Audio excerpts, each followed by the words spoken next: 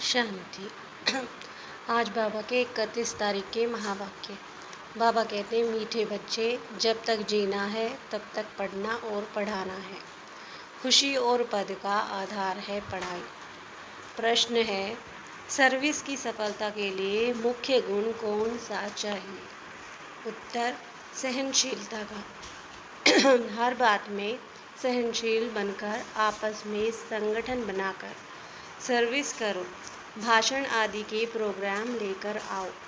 मनुष्य को नींद से जगाने के लिए अनेक प्रबंध निकलेंगे। जो तकदीरवान बनने वाले हैं वह पढ़ाई भी रुचि से पढ़ेंगे। गीत है, हमें उन राहों पर चलना है।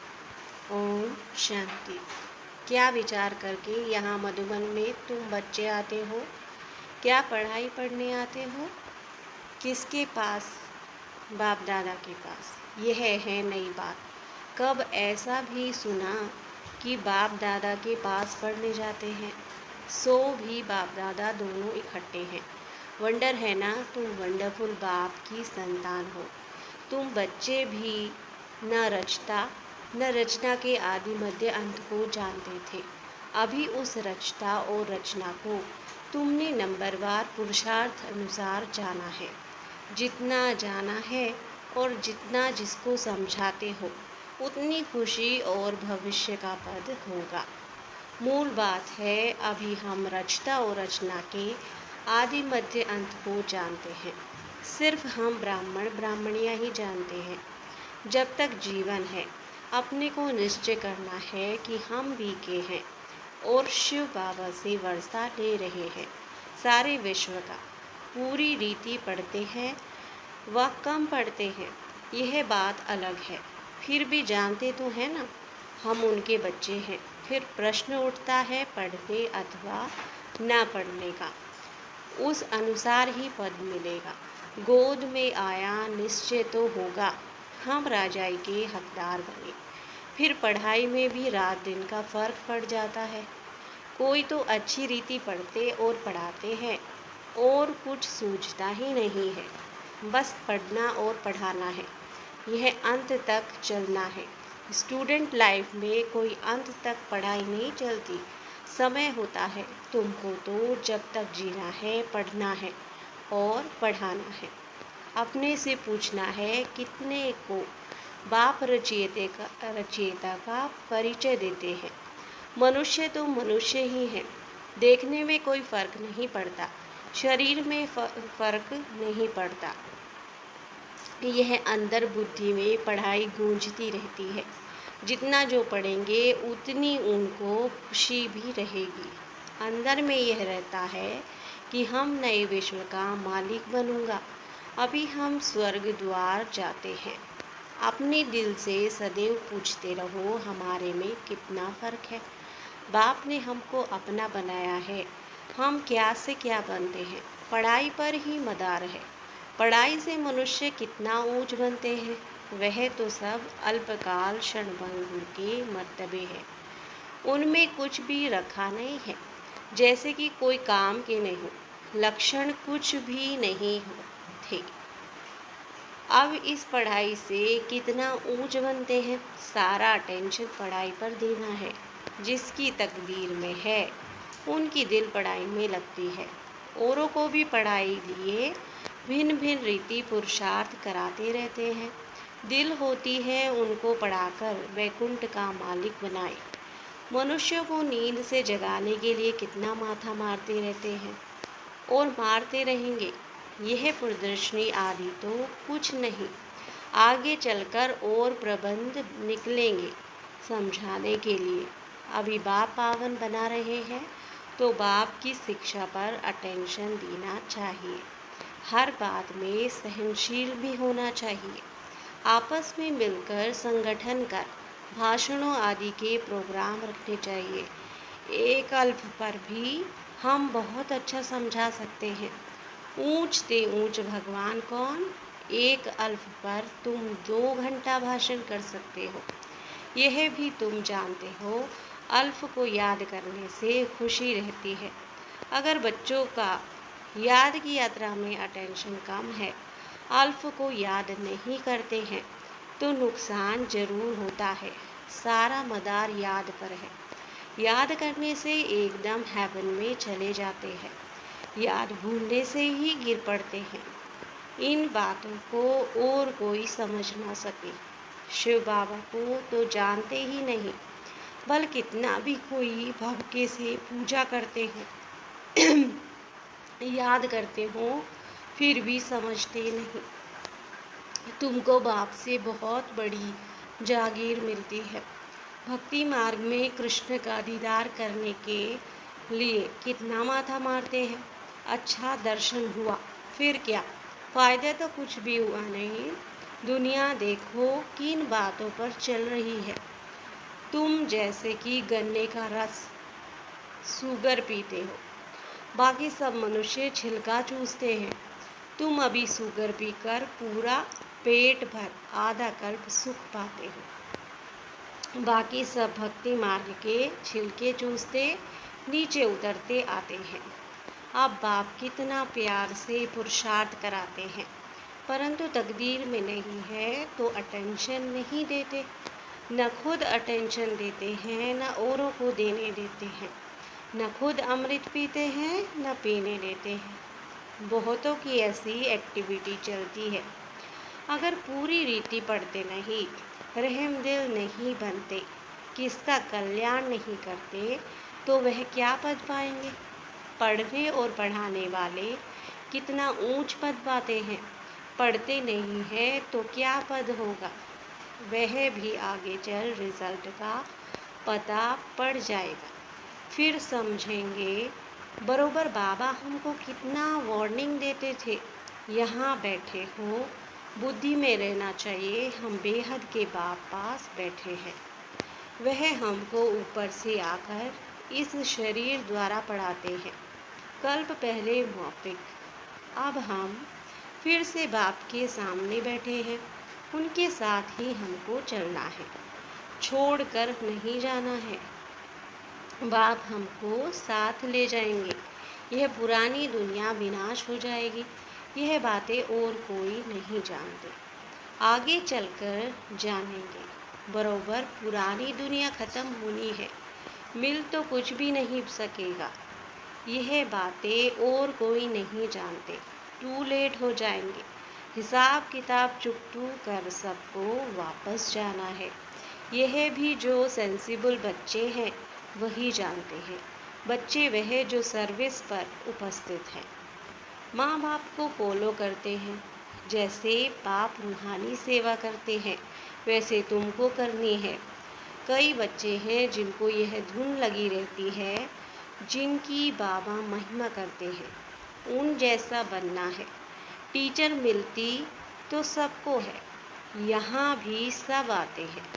यहाँ तो बड़ा टीचर बैठा है, बाप को याद ही नहीं करते तो सुधरेंगे कैसे।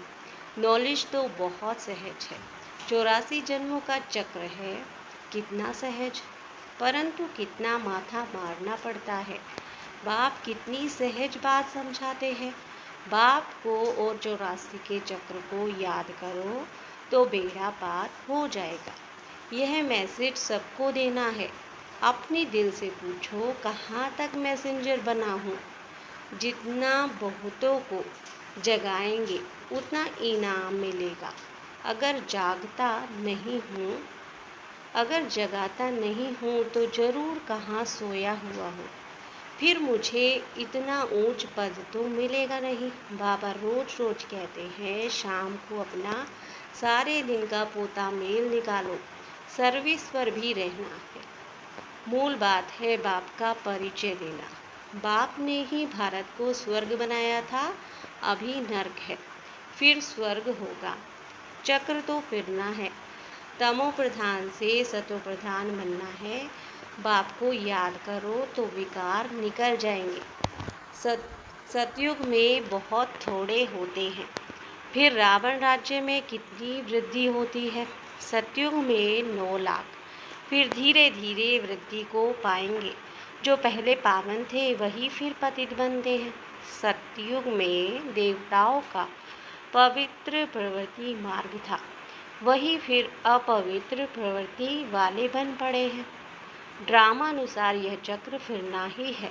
अब फिर तुम पवित्र प्रवृत्ति मार्ग के बन रहे हो। बाप ही आकर पवित्र बनाते हैं। कहते हैं मुझे याद करो तो विकर्म विनाश होंगे। तुम आधा कल पवित्र थे, फिर रावण राज्य में तुम पतित बने हो। यह भी तुम अभी समझते हो। हम भी बिल्कुल वर्थ नॉट ए पेनी थे। अभी कितनी नॉलेज मिली है जिससे हम क्या से क्या बनते हैं। बाकी जो भी इतने धर्म है वह ख़त्म हो जाने हैं। सब मरेंगे ऐसे जैसे जानवर मरते हैं। जैसे बर्फ़ पड़ती है तो कितने जानवर पक्षी आदि मर जाते हैं। नेचुरल कैलेमिटीज़ भी आएंगी। यह सब ख़त्म हो जाएगा। यह सब मरे पड़े हैं। इन आँखों से जो तुम देखते हो वह फिर नहीं होगा। नई दुनिया में बिल्कुल ही थोड़े रहेंगे। यह ज्ञान तुम्हारी बुद्धि में है। ज्ञान का सागर बाप ही तुमको ज्ञान का वर्षा दे रहे हैं। तुम जानते हो सारी दुनिया में किचड़ा ही किचड़ा है। हम भी किचड़े में मैले पड़े थे। बाबा किचड़े से निकाल अब कितना गुलगुल बना रहे हैं। हम यह शरीर छोड़ेंगे, आत्मा पवित्र हो जाएगी। बाप सबको एक रस पढ़ाई पढ़ाते हैं, परंतु कईयों की बुद्धि बिल्कुल जड़ है, कुछ भी समझ नहीं सकते। यह भी ड्रामा में नूद है। बाप कहते हैं इनकी तकदीर में नहीं है तो हम भी क्या कर सकते हैं। हम तो सबको एक रस पढ़ाते हैं, पढ़ते नंबरवार है। कोई अच्छी रीति समझकर और समझाते हैं। औरों का भी जीवन हीरे जैसा बनाते हैं। कोई तो बनाते ही नहीं। उल्टा अहंकार कितना है। जैसे साइंस वालों को माइंड का कितना घमंड है। दूर दूर आसमान को, समुंदर को देखने चाहते हैं। बाप कहते हैं इससे कोई फ़ायदा ही नहीं। मुफ्त साइंस घमंडी अपना माथा खराब कर रहे हैं। बड़ी बड़ी पगार उन्हों को मिलती है, सब वेस्ट करते रहते हैं। ऐसे नहीं कि सोनी द्वारिका कोई नीचे से निकल आएगी। यह तो ड्रामा का चक्र है जो फिरता रहता है। फिर हम समय पर अपने महल जाकर बनाएंगे नई दुनिया में। कोई आश्चर्य खाते हैं क्या ऐसे ही मकान फिर बनेंगे। ज़रूर बाप दिखाते हैं तुम फिर ऐसे सोने के महल बनाएंगे। वहाँ तो सोना बहुत रहता है। अभी तक भी कोई तरफ सोने की पहाड़ियाँ बहुत है, परंतु सोना निकाल नहीं सकते हैं। नई दुनिया में तो सोने की अथाह खानियाँ थी, वह ख़त्म हो गई। अभी हीरे का दाम भी देखो कितना है। आज इतना दाम कल पत्थरों मिसल हो जाएगा। बाप तुम बच्चों को बड़ी वंडरफुल बातें सुनाते हैं और साक्षात्कार भी कराते हैं। तुम बच्चों को अब बुद्धि में यही रहना है। हम आत्माओं को अपना घर छोड़े 5000 वर्ष हुए हैं, जिसको मुक्ति धाम कहते हैं। भक्ति मार्ग में मुक्ति के लिए कितना माथा मारते हैं, परंतु अभी तुम समझते हो सिवाय बाप के कोई मुक्ति दे नहीं सकते, साथ ले नहीं जा सकते। अभी तुम बच्चों की बुद्धि में नई दुनिया है। जानते हो यह चक्र फिरना है। तुमको और कोई बातों में जाना नहीं है, सिर्फ बाप को याद करना है। सबको यही कहते रहो, बाप को याद करो तो विकर्म विनाश होंगे। बाप ने तुमको स्वर्ग का मालिक बनाया था ना।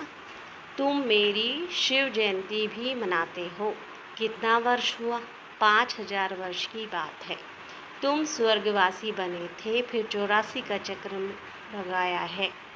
यह भी ड्रामा बना हुआ है। तुमको यह सृष्टि चक्र आकर समझाता हूँ। अभी तुम बच्चों को स्मृति आई है बहुत अच्छी तरह से। हम सब से ऊंच पाठधारी हैं। हमारा पाठ बाबा के साथ है। हम बाबा की श्रीमत पर बाबा की याद में रहकर औरों को भी आप समान बनाते हैं। जो कल्प पहले थे वही बनेंगे। साक्षी होकर देखते रहेंगे और पुरुषार्थ भी कराते रहेंगे। सदा उमंग में रहने के लिए रोज एकांत में बैठकर अपने साथ बातें करो। बाकी थोड़ा समय इस अशांत दुनिया में है, फिर तो अशांति का नाम नहीं रहेगा। कोई मुख से कह न सके कि मन की शांति कैसे मिले। शांति के लिए तो जाते हैं, परंतु शांति का सागर तो एक बाप ही है, दूसरे कोई पास यह वस्तु है नहीं। वैसे तुम बच्चों की बुद्धि में गूंजना चाहिए, रचता और रचना को जानना, यह है ज्ञान। वह शांति के लिए, वह सुख के लिए। सुख होता है धन से, धन नहीं तो मनुष्य काम का नहीं। धन के लिए मनुष्य कितना पाप करते हैं। बाप ने अथाह धन दिया है, स्वर्ग सोने का, नरक पत्थरों का। अच्छा, मीठे मीठे सिकिर दे बच्चों प्रति माता पिता बाप दादा का याद प्यार और गुड मॉर्निंग। रूहानी बाप की रूहानी बच्चों को नमस्ते। हम रूहानी बच्चों की रूहानी बाप दादों को याद प्यार गुड मॉर्निंग, नमस्ते नमस्ते नमस्ते। शुक्रिया बाबा, शुक्रिया। धारणा के लिए मुख्य सार। पहली पॉइंट, समय निकाल एकांत में अपने आप से बातें कर अपने को उमंग में लाना है। आप समान बनने की सेवा के साथ साथ साक्षी होकर हर एक के पाठ को देखने का अभ्यास करना है। दूसरी पॉइंट, बाप को याद कर अपने आप को सुधारना है। अपनी दिल से पूछना है कि मैं मैसेंजर बना हूँ, कितनों को आप समान बनाता हूँ। वरदान है, श्रेष्ठ पुरुषार्थ द्वारा फाइनल रिजल्ट में फर्स्ट नंबर लेने वाले उड़ता पंछी भव। श्रेष्ठ पुरुषार्थ द्वारा फाइनल रिजल्ट में फर्स्ट नंबर लेने वाले उड़ता पंछी भव। फाइनल रिजल्ट में फर्स्ट नंबर लेने के लिए एक, दिल के अविनाशी वैराग्य द्वारा बीती हुई बातों को, संस्कार रूपी बीज को जला दो। दूसरा, अमृत वेले से रात तक ईश्वरीय नियमों और मर्यादाओं का सदा पालन करने का व्रत लो। और तीसरा, मनसा द्वारा, वाणी द्वारा या संबंध संपर्क द्वारा निरंतर महादानी बन, पुण्य आत्मा बन, दान पुण्य करते रहो।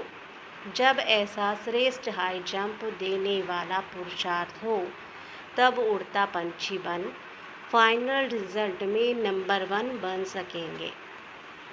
स्लोगन है, वृत्ति द्वारा वायुमंडल को पावरफुल बनाना, यही लास्ट का पुरुषार्थ व सर्विस है। वृत्ति द्वारा वायुमंडल को पावरफुल बनाना, यही लास्ट का पुरुषार्थ व सर्विस है। अव्यक्त इशारे, रूहानी रॉयल्टी और प्योरिटी की पर्सनैलिटी धारण करो। विशेष आत्माओं व महान आत्माओं को देश की व विश्व की पर्सनैलिटीज़ कहते हैं। पवित्रता की पर्सनैलिटी अर्थात हर कर्म में महानता और विशेषता। रूहानी पर्सनैलिटी वाली आत्माएं अपनी एनर्जी, समय, संकल्प वेस्ट नहीं गवाते, सफल करते हैं। ऐसी पर्सनैलिटी वाले कभी भी छोटी छोटी बातों में अपने मन बुद्धि को बिजी नहीं रखते हैं। ओम शांति।